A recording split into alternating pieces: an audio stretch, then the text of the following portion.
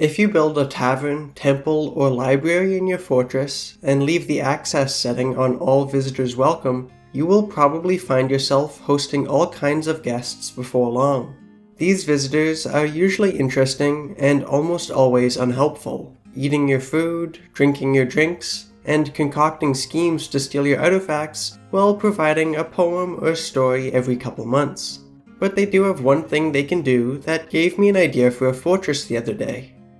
Visitors who like your fortress can ask to become long-term residents, and long-term residents who have survived for a full 2 years in your fortress can ask to become full citizens. And so by drawing in non-dwarf visitors, converting them to residents, and then waiting for them to become full citizens, you can slowly build up a fully functional dwarfless fortress without using any mods or editing any files, which sounded like a lot of fun to me.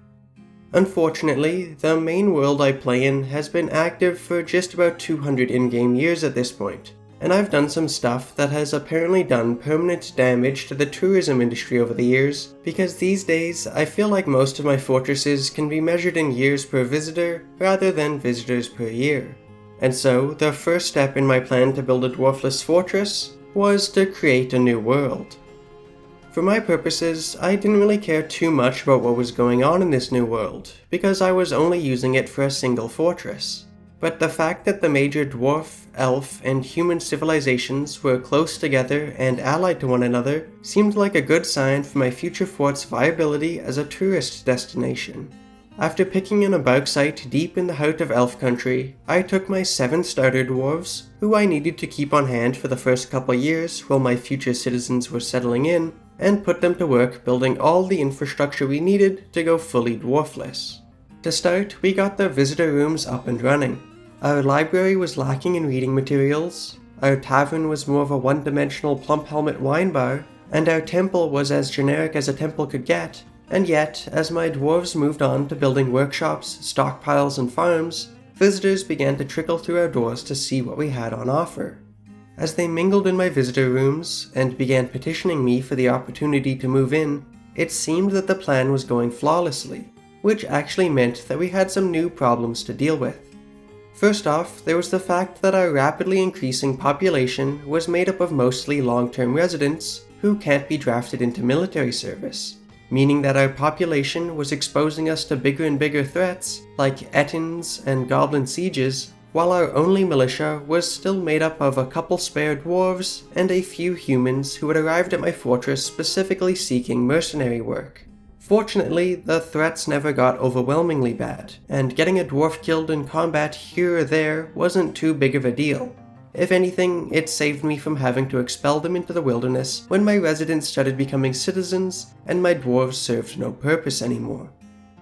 The second big problem we had to deal with concerned artifacts and what we should do with them. Because our total population was large enough for my dwarves to be struck by strange moods, they occasionally put together some precious artifacts over the course of the first few years of the fortress. But while this would normally be a good thing that would help me boost room values and make my fortress happier, I knew that, much like with my first fortress in my main world, if I let my guard down and made my artifacts too available to my guests, I would end up spending most of my time dealing with thieves and squashing plots and schemes. And so each artifact that was produced was promptly placed in a vault, never to be seen again, though that did less to stop the gossip than I had hoped. Despite the problems, the first few years of the fortress were both busy and successful, with visitors requesting residencies by the handful, and eventually even our first few non-dwarf citizens joining the fold. Being able to give the important jobs in the fortress to humans, elves, and goblins meant that the dwarves that had joined the fortress before our population cap was filled by long-term residents were no longer necessary, and so for each new citizenship application I accepted, I sent a dwarf packing. It didn't take more than a couple months for this to leave just a single dwarf remaining, our expedition leader Leetast, who couldn't be sent away due to his status as a noble. Unfortunately for him, building a truly dwarfless fortress meant that he had to be dealt with, and so his title, which I'm sure he was once very proud of, became a millstone around his neck as I put a pick in his hand and sent him to dig into an underground lake.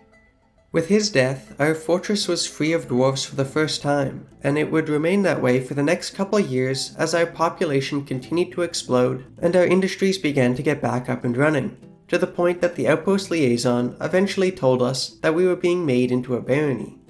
When asked who I would choose to be our fearless leader, there was only one real option in my eyes. While we had many humans, goblins, and elves to pick from, the Gorlak dancer Kit Dull Glitters was the prize of my fortress from the moment he applied for residency, and so I had no choice but to make him the most powerful non-dwarf in our civilization. This ascension into nobility marked the point in the fortress where the focus shifted from growing our population to doing whatever we could to become the dwarfless capital of our civilization, and then, eventually, the mountain home. That meant building elaborate noble rooms, giving my citizens somewhere proper to sleep, and hunting for treasures of the gods in the various geodes sprinkled throughout the caverns so that we would have everything required for a mountain home before our monarch even arrived. But while geode hunting worked decently well in my last mountain home, this time it seemed that luck wasn't on our side. Of the 17 geodes we popped open over the course of a couple hours, none contained treasures other than the occasional diamond. While our luck wasn't good, it also wasn't too bad though, and so we only encountered a single demon on our hunt, and while it killed the miner that released it without much fanfare, it was small and quickly taken care of. After opening up all the most obvious geodes with no reward, I eventually decided to take my human miners and go directly to the source of what I needed, the volcanic gem wall down in the magma sea. In there, we could potentially uncover treasures of the gods, divine metals, or even adamantine, in which case we could create our own symbols and throne for our monarch. Once we had set up a base camp as near to the base of the pillar as we could get, I began sending my miners in one at a time to open up the space and hunt for the precious materials we were looking for. And after digging around for a little bit, one of my miners eventually opened up a water pocket that revealed a handful of adamantine walls. As soon as we had dug enough channels down from the layer above to spread out the water to a walkable level, I sent in some of my citizens to smooth and then carve the adamantine. With no dwarves in the fortress, I wasn't looking to dig too deeply or too greedily, and so I showed some patience as we worked our way through the pillar, making sure each adamantine wall was safe before we mined it. While this whole hunt for mountain home materials was taking place, my fortress was being promoted within the civilization year after year. 3 years after becoming a baron, Kit was already a duke. After finally becoming a metropolis, following residency requests from a couple elven performance troops, we had hit every mark we needed to become the capital. And sure enough, in the winter of our 10th year, the king and queen of our civilization arrived, along with a way too big dwarven entourage. While the easy answer to becoming a mountain home would be to just deal with having a couple dwarves in the fortress, I wasn't willing to compromise my dwarfless vision, and so I cut off visitor access to our tavern, temple, and library, and kicked out all the dwarven entourage I could, but was once again left with some nobles who couldn't be expelled because of their nobility. And so, even though it seemed like the succession plan for a king and queen might be slightly more complicated than one for an expedition leader, I handled the situation in much the same way. With the queen, I made her the only miner in the fortress, and then sent her to play volcanic gem pillar roulette, which she lost on her first wall. And with the king, I created a small noble housing complex one layer below where the expedition leader died, and locked his door until he joined the other nobles. Unfortunately, my hunch proved correct, and while we remained the capital, the successor to the king was a queen from some other fortress in our realm.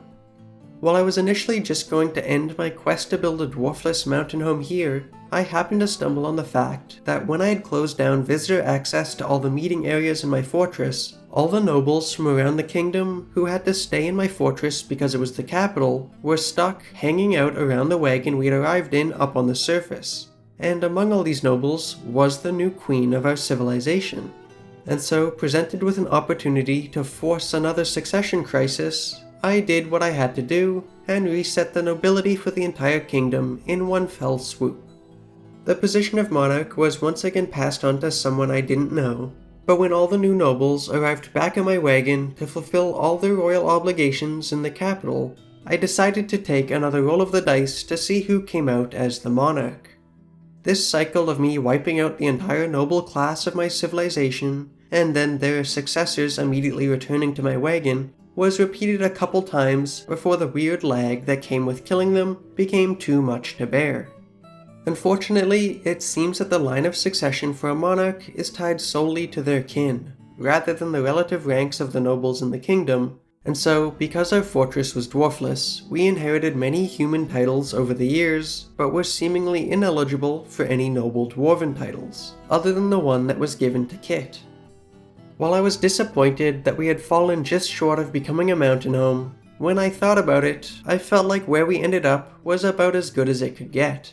We had a Gorlak for a duke, who was outfitted with an adamantine crown and scepter, and sported an adamantine throne in his office, and the ruling class of our civilization were basically hostages forced to stay within our grasp because of their obligations. And so, if becoming a mountain home is all about strength, prominence, and respect, I could settle for power, fear, and notoriety.